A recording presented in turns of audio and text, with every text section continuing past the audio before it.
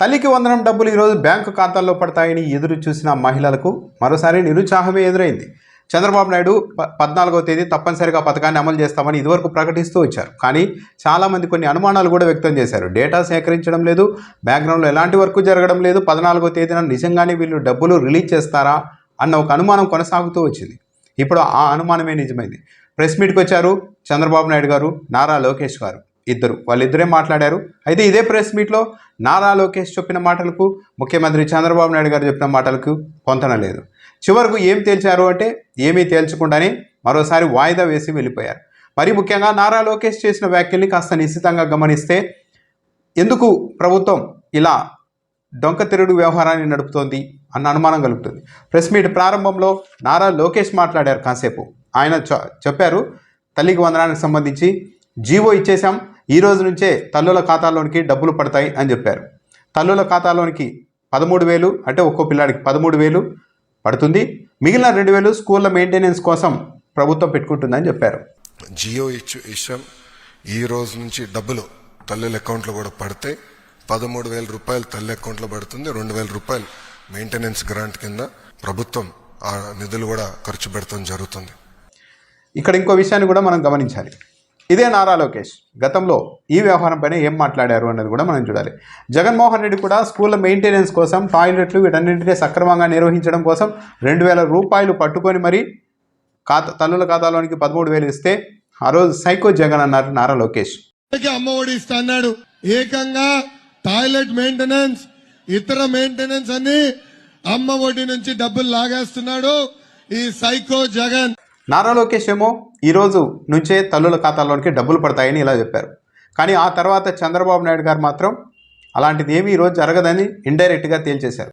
నారా లోకేష్ గారు కూడా ప్రెస్ మీట్లు ఈరోజు నుంటే డబ్బులు పడతాయనేసరికి అందరూ ఆనందపడ్డారు. కానీ చంద్రబాబు నాయుడు గారు చెప్తూ ఉన్నారు, జూన్ 26వ తేదీ వరకు అంటే ఒక లిస్టును ప్రతి గ్రామ సచివాలయంలో ఈ లబ్ధిదారులకు సంబంధించిన లిస్టును డిస్ప్లే చేస్తాం. జూన్ 26 వరకు టైం ఇస్తాం.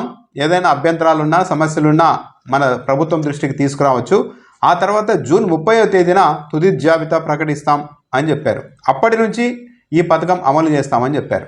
ట్రాన్స్పరెన్సీ ఉండాలనే ఉద్దేశంతో ఈ జాబితా సెక్రటరియట్లో, గ్రామ వార్డు కార్యాలయాల్లో కూడా పెడతాం. లేకుంటే సాంకేతిక సమస్యలున్నా ఇమ్మీడియట్గా రిపోర్ట్ చేస్తే అవన్నీ కరెక్ట్ చేసి మళ్ళీ అలాంటి వారికి కూడా సహాయం చేయడానికి, ఫిర్యాదులను తీసుకోవడానికి జూన్ 26 వరకు టైం కూడా పెట్టాం. 30వ తారీఖు తుది జాబితా పెట్టి అక్కడి నుంచి ఇవన్నీ కూడా అమలు చేస్తాం. జూన్ 30 వరకు తుది జాబితాను ప్రకటించి ఆ తర్వాత డబ్బులు పడతాయంటున్నారు. జూన్ 30 వరకు తుది జాబితా విడుదల చేస్తామంటున్న చంద్రబాబు నాయుడు గారు ఆ మరుసటి రోజే డబ్బులు పడతాయా, మరి ఎప్పుడు డబ్బులు పడతాయి అన్న దాని మీద కూడా క్లారిటీ ఇవ్వలేదు. అన్నింటి మీద మాట్లాడుతూ వచ్చేసారు. అని ఎప్పుడైతే డబ్బులు ఎప్పుడు తల్లుల ఖాతాల్లోనికి పడతాయి అన్నప్పుడు మాత్రం తీవ్ర గందరగోళం ప్రభుత్వంలో ఉంది అన్నది ముఖ్యమంత్రి నారా లోకేష్ గారి వ్యాఖ్యలను బట్టి చాలా క్లియర్గా అర్థమవుతోంది.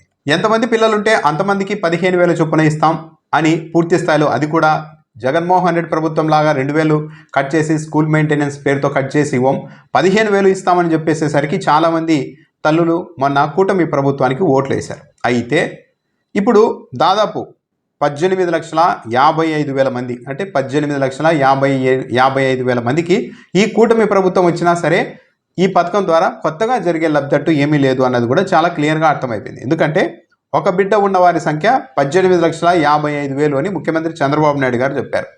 ఇప్పుడు వాళ్ళకు 13,000 వేయబోతున్నామని చెప్పారు. జగన్మోహన్ రెడ్డి కూడా వీళ్ళందరికీ 13,000 వేస్తూ వచ్చారు. పైగా ఆ 2,000 అన్న కట్ చేయకుండా ఇస్తారంటే ఇప్పుడు లేదు, అది కూడా కట్ చేస్తున్నామని స్వయంగా ముఖ్యమంత్రి నారా లోకేషే చెప్పేశారు. సో 18,55,000 మంది తల్లులకు ఈసారి ఈ ప్రభుత్వం వచ్చిన తర్వాత ఈ పథకం వల్ల కొత్తగా కలుగుతున్న లబ్ధి కూడా ఏమీ లేదు అన్నది కూడా చాలా క్లియర్గానే అర్థమైపోతుంది.